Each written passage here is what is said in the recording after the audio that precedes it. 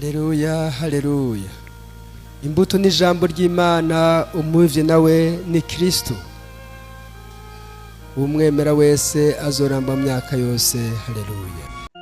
Amahoro kuri mwese. Dufasha aka kanya ngo tugire ico dushikirije ku bintu bimwe bimaze iminsi bishika haba mu gihugu c'u Burundi ndetse n'ahandi hatandukanye. Ubushize twarabashikirije aho hariho amaparuwasi amwamwe asigaye asahugwa, ubusuma bukagwira, mbere ubuhoho vyanarenze haniro. Murabona yuko basigaye bashika n'ahadashikwa bakahabomora. Ndavuga iki kibanza ceranda c'itabernakulo. Hari benshi rero batwandikiye batubaza ati none n'igiki catumye hajya ahantu haca hugagwa abantu ntibazosubire kuhasengera.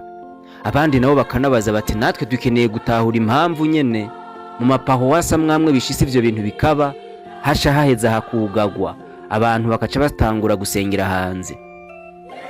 Aho ikintu ca mbere nohera ko twofashanya nuko mwomanza kumenya yuko muri Ecclesia Katolika cane mw'isengero hariho ikibanza cubahwa cane, ikibanza kiba kirimwo Kristo muzima ukwari ukwasa.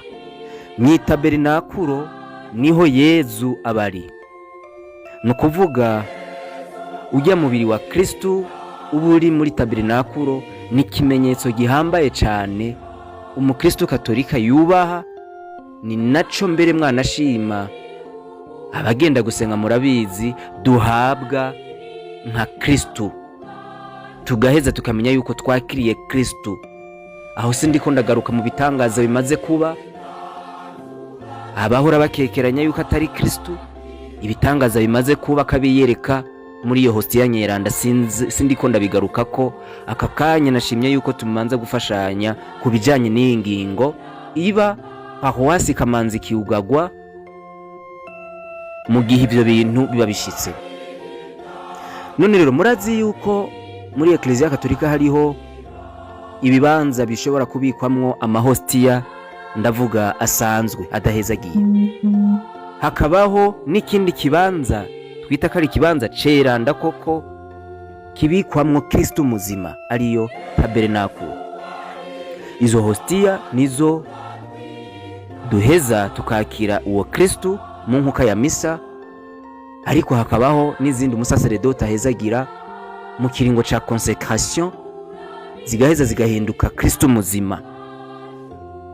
None rero mu gihe habayeho ubusuma bakiba ibi bikoresho bisanzwe, ndavuga ibi vy'amabafre, amamixere, ibiki n'ibiki bikoresho bisanzwe, aho ntacobuza iyo paruwasi tabandanya ubutumwa nkuko bisanzwe, ntacobuza abantu batabandanya basengera muri iyo sengero. Ariko iyo bishitse hakabaho kurengera, hagakogwa ibidakogwa nk'ibi mwabonye vyabaye, aho hariho abashoboye kubomora itabernakulo bagaheza bagakora ico no kwita guhumanya ibisanzwe bihezagiye. Ico ni ikintu giteye ubwoba, ndasubiyemwo. None rero ingingo yihutirwa nuko kenshi ko kuna kubibona umwungere wa diocese iyo paruwasi bisanzwe irimwo acaheza kamanza kugara iyo paruwasi. Amaze kuyugara, abakristo baraheza bakarondera ikindi kibanza baza barasengeramwo. Hanyuma ntibisigura yuko ivyo bintu biba biheze, oya, ahubwo haraheze hagategurwa inkuka ya misa muri ico kibanza.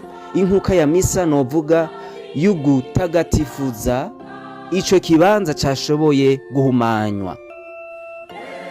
Nuko no bivuga iyo nkuka ya misa iba ifise intumbero zibiri. Intumbero ya mbere ni iyo gutagatifuza ico kibanza kiba cahumanijwe. Intumbero ya kabiri ni iyo gusabira abo bantu baba bakoze iryo bara, abo bantu baba bakoze ivyo bintu bidakogwa, bagaheza bagasabigwa. Kubera ko mbere tugaheza tugasaba n'umukama kugira ngo abababarire, kubera nta muntu nibaza yuko afise ubwenge butumbereye yoshobora gukora ikintu nk'ico. naho mbere mu bigaragara abantu boshobora kubona yuko afise ubwenge butumbereye, emwe ntihashobora kuba habuze akantu katagenda neza mu mutwe wiwe katagaragara, kuko ntawe ushobora gukora ico kintu mu gihe iyo bafise ubwenge bukwiye. None rero haraheze hakabaho kumusabira uwo muntu kugira ngo ishavu ry'Imana ntiri mu bwo giturumbuka. Hakabaho kandi n'ico gikorwa cyo gutagatifuza ico kibanza kiba cahumanijwe. Ivyo rero nibaza yuko ntibiheza ngo bikogwe mu kiringa abakristo twegwe twipfuza, oya, umwungere ni wategeka, kubera ko murazi nyene kugira ngo paruwase kanaka yugurugwe n'umwungere ayugurura akanayihezagira, ikitwa paruwase, umwungere w'iyo diyoseze. Bisigura ko n'ukugara iyo paruwase bikorwa n'umwungere. Umwungere rero niwe agena ikiringo, niwe yimenyera ikiringo iyo paruwase izosubira kurangurira ko ubutumwa, niwe amenya ikiringo iyo sengero yongera kubandanya isengerwamwo. Sindiko ndavuga paruwase yoyo irabandanya ubutumwa, ariko kugira ngo abantu babandanye basengera muri iyo sengero, umwungere niwe abitunganya, hagaheza hagatunganywa niyo nkuka ya misa.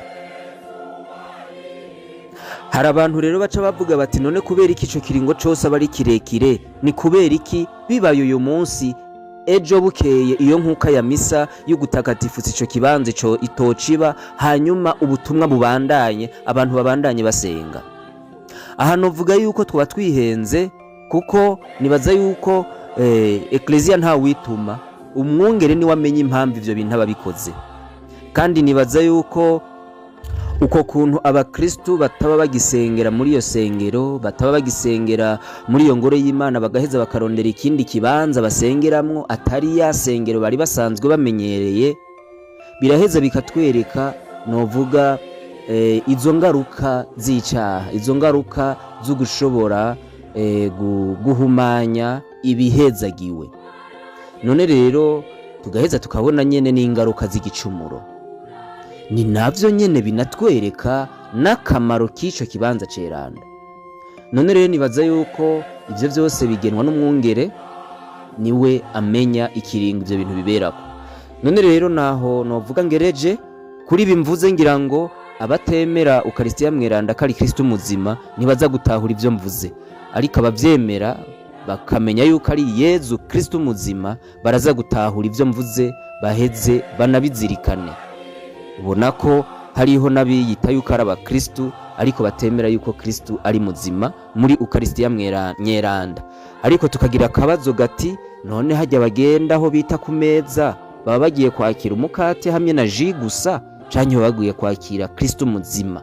Namba bakira umukate na ji, ni kubera iki batogenda muhira ngo bavyiririreyo? Namba bakira Kristo muzima, ni kubera iki badafukama ngo bamusenge? Canke n'ibishushanyo, mbega namba ari ibishushanyo, none bakira igishusho? Nuko sinovuga menshi, murakoze. Kandi tunabandanye tunasabira n'aba bantu batagigira ico bibanga. Namaze kumva n'amakuru atandukanye yuko hariho abakristo hariya vyabereye muri diocese ya Ngozi bariko baravuga yuko bishobora kuba vyavuye mu kutihanganira mu bijanye n'iyobokamana. Ibi ni ibintu novuga yuko biteye isoni. None rero tubandanye tubasabira, nibaza yuko uruhamo Ecclesia yaciyemwo rurutugo, kandi nibaza yuko bitazotuma duta ukwemera, ahubwo biri mu bidukomereza ukwemera. Murakoze, mubandanye muroranirwa.